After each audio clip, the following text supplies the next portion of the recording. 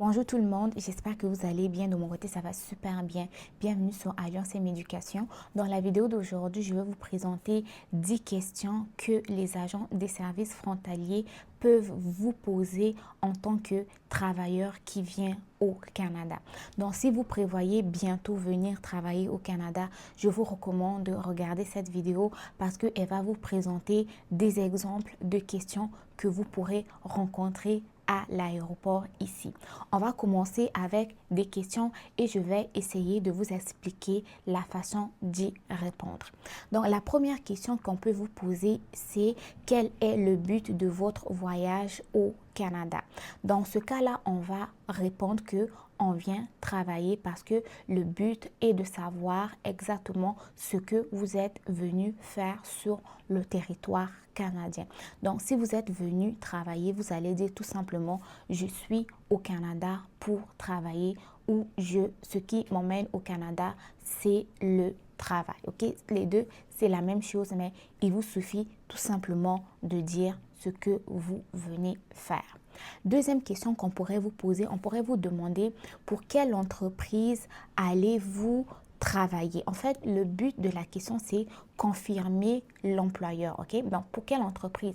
Si vous venez pour une entreprise agroalimentaire, dans le domaine de la santé, dans les finances et tout, vous allez devoir connaître le nom de l'entreprise. Donc, je travaille pour l'entreprise X, je travaille pour l'entreprise Y ou je vais plutôt travailler pour l'entreprise X ou travailler pour l'entreprise Y.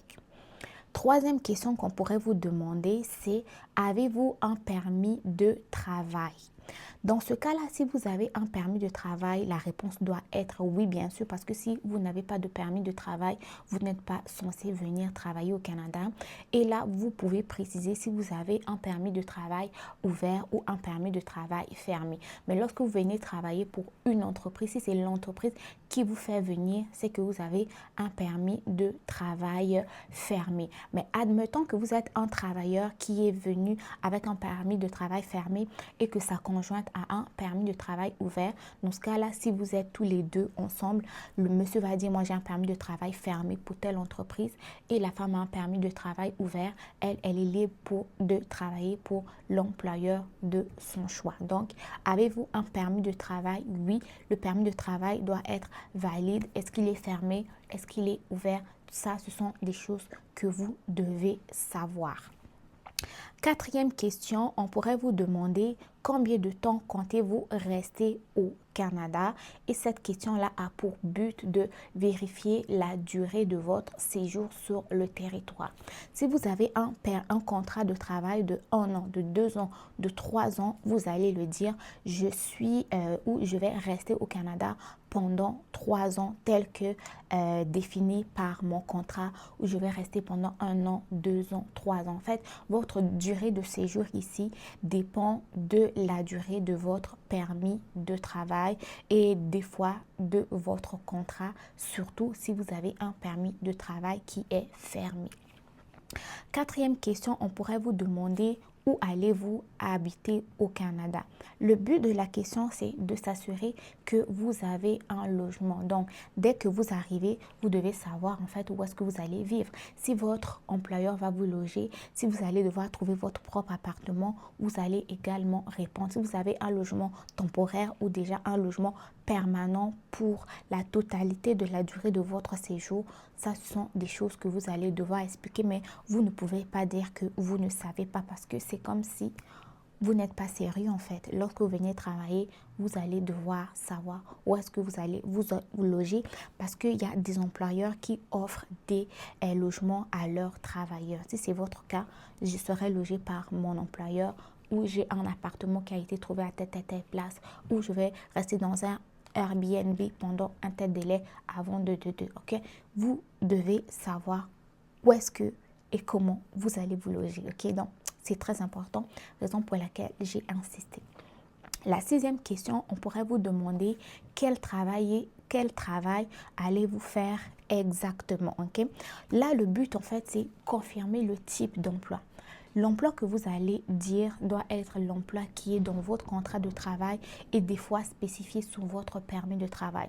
Si vous venez comme travailleur saisonnier, vous n'allez pas venir comme par exemple comme enseignant. Si vous allez travailler comme enseignant, vous n'allez pas dire que vous êtes venu comme médecin, comme infirmier et tout.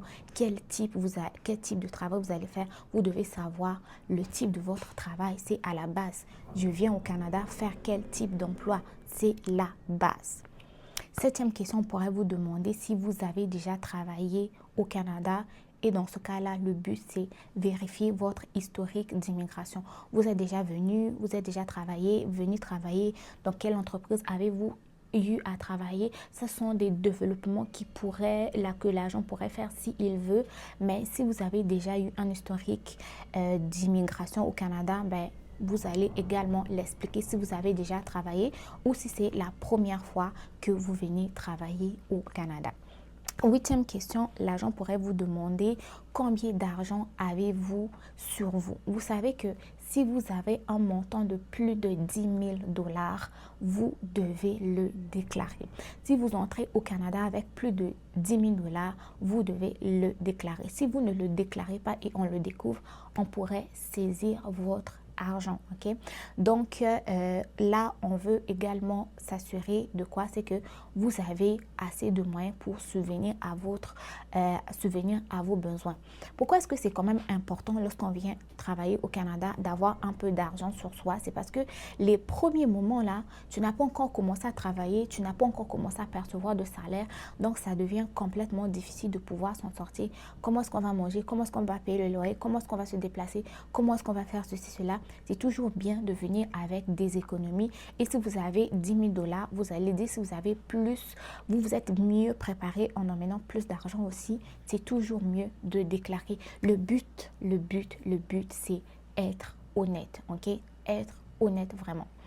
La neuvième question, on pourrait également vous demander, avez-vous des objets ou d'aliments à déclarer?